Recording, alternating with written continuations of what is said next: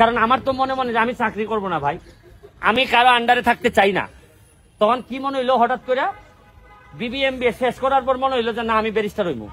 পাই না তোমাদের সাথে আসার দৌড়াই, তাও আজকে বহুত কষ্ট করে আইছি তোমাদের কাছে আইছি এই কারণে ফুটবল খেলতে না, তোমাদেরকে বলতে আইছি যে 6 মাস আগেও আমি যখন ফুটবল খেলতাম তখন অনেক লোক বলতো যে আরে ওর কোনো ভবিষ্যৎ আছে নাকি, ও তো সারাক্ষণ ফুটবল টুটবল খেলে বেড়ায়, ও কি বুঝে। আজকে দেখো 6 মাসের ব্যবধানে আমি মেম্বার অফ পার্লামেন্ট। এটা তোমাদেরকে বললাম, দেশে বহু মানুষ আছে তোমাদের আত্মবিশ্বাস নষ্ট করবে, বলবে আরে ওরে দিয়ে কিছু হবে নাকি, আরে ও তো কি বুঝে না।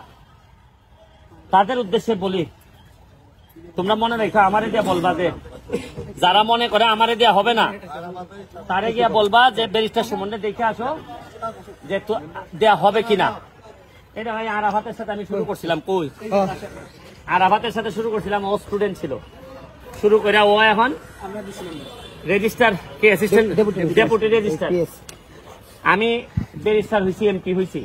আমি কিন্তু এখান থেকেই খেলতে খেলতে শুরু করছি।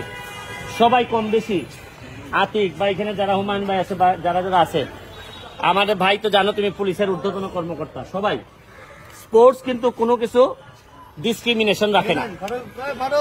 তো তোমাদের কাছে আমার একটা অনুরোধ, আমাদের সামনে যে দিনগুলো আসতেছে তোমরা বিশ্বাস করো কোনো তদবিরে কাজ হবে না। যে তদবিরটা কাজ হবে এটা হচ্ছে শরীরের ফিটনেস। যেভাবে রোদ বাড়তেছে, ফিটনেস ছাড়া এই যুদ্ধে টিকতে পারবা না। তোমরা খেলতেছো, এটা খুবই অ্যাপ্রিসিয়েট করার মতো। এই গরমে তোমরা যারা আসছো, তোমরা যুদ্ধের ময়দানে অর্ধেক পার হয়ে গেছো। এখন বিশ্ববিদ্যালয় আবার খেলোয়াড় কোটা চালু করছে। তা আমি তোমাদেরকে অনুরোধ করবো যে আত্মবিশ্বাসটা নষ্ট করো না। যেমন আজকের খেলাটা আমি দেখলাম, দেখবা পাস যে কোনায় খেলে এই কোনায় খেলে, ওই সাইডটা আর দেখে না। এর মানে কি? এর মানে এর নিজের দিকে তাকাই খেলে। যে ঠিক খেলা দিয়ে তোমাদেরকে একটা উদাহরণ দিই, যে বল পাওয়ার পর তার কোনার বাইরে আর চিন্তা করে না, এর মানে এর পৃথিবীটাও দেয়া দেখবা, এ যে জায়গায় আছে এর বাইরে আর চিন্তা করে না। আর তুমি দেখো খেলতেছো এই কোনায়, তোমার চোখ যদি তুমি ওপেন করো কোন কোনা পর্যন্ত যায়, ওই কোনা পর্যন্ত যাইতেছে। এর মানে তোমার পৃথিবীটা কত বড়। আর তুমি যদি নিজ দিকে তাকাই খেলো, তাহলে তোমার পৃথিবীটা কত বড়, অল্প ছোট।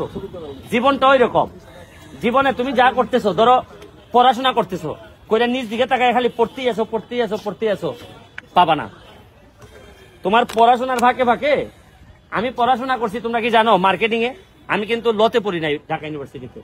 কিসে পড়ছি? আমি বিজনেসে পড়ছি। কিন্তু আমার মনে হয়েছে যে পড়ি ঠিকই, শান্তি লাগে না আমার ভিতরে। কারণ আমার তো মনে মনে যে আমি চাকরি করব না ভাই, আমি কারো আন্ডারে থাকতে চাই না। তখন কি মনে হইলো হঠাৎ করে বিবিএমবিএ শেষ করার পর মনে হইলো যে না আমি ব্যারিস্টার হইব। তাইলে তো আর আমার কেউ চাকরির কথা বলবে না, আমি প্র্যাকটিসে গেলে গেলাম, না গেলে নাই। আমার একটা স্বাধীনতা আছে না? এর মানে আমি যদি খালি বিবিএমবিএর দিকে তাকাই থাকতাম, তাহলে কি আজকে ব্যারিস্টার সুমন হইতে পারতাম? ধরো আমি যদি ব্যারিস্টারে না পড়তাম, তে মার্কেটিং সুমন নামে কোনো নাম আছে জীবনে শুনছো?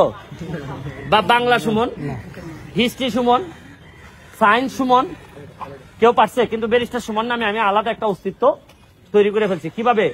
যদি আমি খালি মার্কেটিং এর তাকাই থাকতাম, তাহলে আমি এই জীবনটা দেখতে পারতাম না। মার্কেটিং অনেক ভালো, কিন্তু আমার কাছে মনে হয়েছে আমি পৃথিবীটা আরো বড় করে দেখতে চাই। এইগুলা করতে করতে আমার কলিজা এত বড় হয়েছে যে আমি এখন কিচ্ছু মানি না।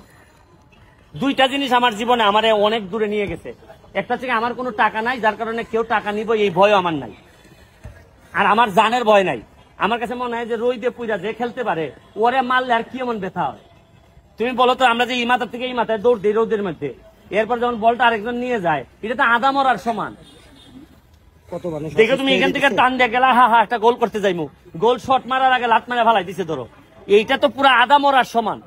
তো যারা শুনো, আমি বলি না যারা ঘাম দিয়ে গোসল করে তারা ইতিহাস বদলায়।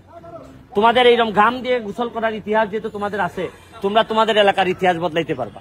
তোমাদের জন্য অনেক শুভকামনা রইল। আর মাঝে মধ্যে আসার চেষ্টা করবো, কারণ আমার শত্রু এত বেশি যে আমি এখন বাইরে ঠিক মতো মুভও করতে পারি না।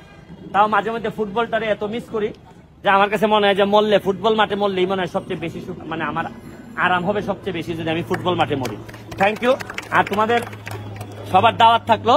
আমি যে এলাকার এমপি, এই এলাকার নাম হচ্ছে গিয়ে মাধবপুর সোনারগড়, মানে হবিগঞ্জ। এখানে 24টা চা বাগান আছে, 2টা ফরেস্ট এরিয়া আছে, সবাই অনেক টাকা খরচ করে যায়। তোমরা যদি এই মাঠ থেকে যারা যাবা, যদি যাও আমারে বলে যাবা, অথবা আতিক আছে এখানে, আতিকের মাধ্যমে যোগাযোগ করে যাবা, তোমাদের জন্য একটা স্পেশাল বরাদ্দ দিয়ে যাব, যাতে তোমাদের আমার এলাকায় গিয়ে ঘোরাঘুরি খাওয়া দাওয়াতে কোনো খরচ না হয়। ঠিক আছে, তোমরা আতিকের সাথে যোগাযোগ করে যাবা। আর মনে রাখো, আমি কিন্তু বিশ্বাস করি যে আমার মায়ের পেট থেকে তুমি বের হও নাই, এর মানে আমার কিছু নাই, এটা আমি বিশ্বাস করি না। আমি এখনো বিশ্বাস করি যে রক্তের চেয়ে আত্মীয়তার সম্পর্ক অনেক বেশি শক্তিশালী। এবং আমার তো জীবনে আমার যারা হেল্প করছে সবই আমার আত্মার আত্মীয় ছিল, আমার রক্তের রক্তীয় যারা, তারা আমাকে বেশি হেল্প করতে পারে নাই।